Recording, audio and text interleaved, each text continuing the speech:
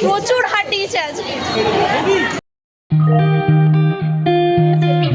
Channel welcome to a new vlog. Good morning, এখন বাজছে 4:30। তো তোমরা থাম্বনেল দেখে এতক্ষণে বুঝে গেছো যে কোথায় যাচ্ছি। সো এই জাস্ট উঠলাম, এবার টুকটুক করে রেডি হব। তো ফাইনালি আমি ready, here is my outfit. এবারের ভ্লগটা অতটা ডিটেলিংভাবে করতে পারিনি, কেন জানি না, ঠিকঠাকভাবে ম্যানেজেবল হয়নি এবারের ভ্লগটা। যেটুকুই হয়েছে খিচুড়ি কাইন্ড অফ, তোমরা দেখো, এনজয় করো, দ্যাটস ইট। কারণ আমার অতটাও প্ল্যান ছিল না এবারে ভ্লগ করবো বলে, সাডেন মনে হলো যে না বানাই, একটা মেমোরি তো হয়ে থাকবে ইউটিউবের পাতায়। অ্যান্ড নৈহাটি বড় মায়ের কাছে যাওয়া প্ল্যানটা সাডেন হয়েও ছিল, আগে থেকে যে প্ল্যান করে রাখবো ভ্লগিংয়ের সেটাও হয়নি। এলাম শিয়ালদা, এবার ট্রেন ধরতে হবে। লোকাল ট্রেন এত বিরক্তি লাগে, মানে সিরিয়াসলি কি বলবো, তো কিছু করার নেই। এখন বাস যাওয়া বা কমফোর্টেবল হয়ে গেছে, বাট লোকাল ট্রেনে উঠতে আমার একদম মন চায় না, কেন কে জানে। এখান থেকে এইটুকু অফকোর্স লোকাল ট্রেনেই যেতে হবে স্টিল। বাজে 8:20, জাস্ট পৌঁছালাম। মার্চ মান্থে এখানে এত গরম, তাও এখনো সামারও পড়েনি। সকাল 8টাতে এত গরম লাগছিল, জানি না নেক্সট 2 মান্থস কি হতে চলেছে। যাচ্ছি, হেঁটেই যাচ্ছি।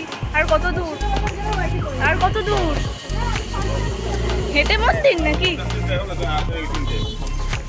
হেঁটেই যাচ্ছি ননস্টপ গাইস, হেঁটেই যাচ্ছি। হয়তো এটাকেই বলে গডস প্ল্যান। এত বছর ধরে প্ল্যান হচ্ছিল, একবারও প্ল্যান ওয়ার্ক করেনি।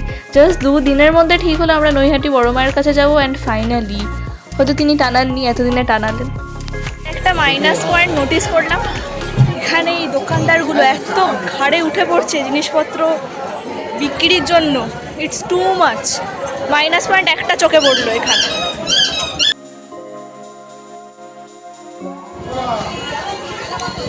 তালাই হাঁটতে দিচ্ছে না।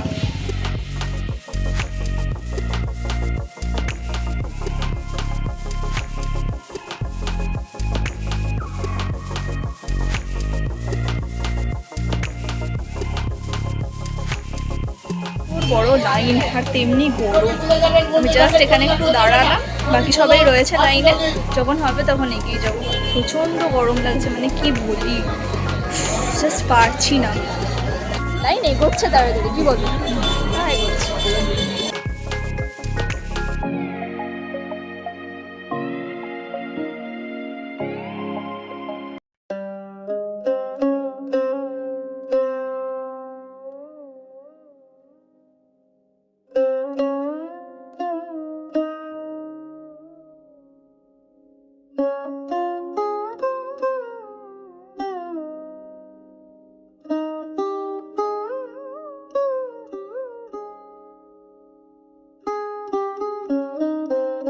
ভালোই ভালোই পুজো দেওয়া হলো, এত কাছ থেকে মায়ের দর্শন পেয়েছি, মানে রিয়েলি ব্লেসড।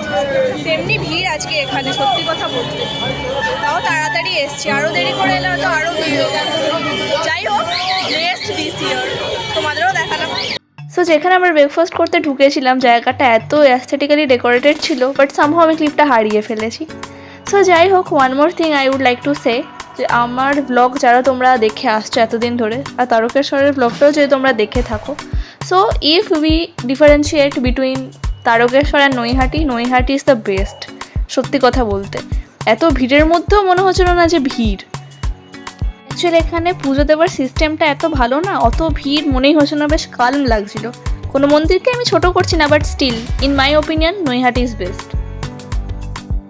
বন্ধ লাইক এখানে ভালো একটু ফটোশ্যুট করবো, সেটাও হলো না। গাইস কি বলবো, দশটার মধ্যে মোটামুটি সবই কমপ্লিট হয়ে গেল। এবার কি করবো বুঝতে পারছি না, বাড়ি যেতে তো মন চাইছেই না ফার্স্ট অফ অল। জানি না, দেখা যাক কি করা যায়। গঙ্গার ঘাটেও এলাম ছবি তুলবো বলে, এখানে এমন সিচুয়েশান, এত বাজে স্কেল, এখানে কিচ্ছু করা যাবে না। দেখা যাক, মনে হয় বাড়ি যেতে হবে, খুব গরম।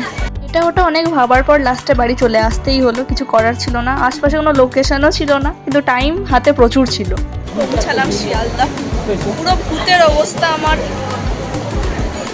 জেনুইনলি কোথাও গেলে এরকম ফিলটা হয় না। সেদিন এত টায়ার্ড অ্যান্ড রেস্টলেস ফিল লাগছিল, কেন কে জানে। সকালে ওঠার হ্যাবিট নেই বলে হয়তো হতে পারে, ইয়া সেদিন টেম্পারেচার প্রচণ্ড বাজে ছিল, এত গরম ছিল।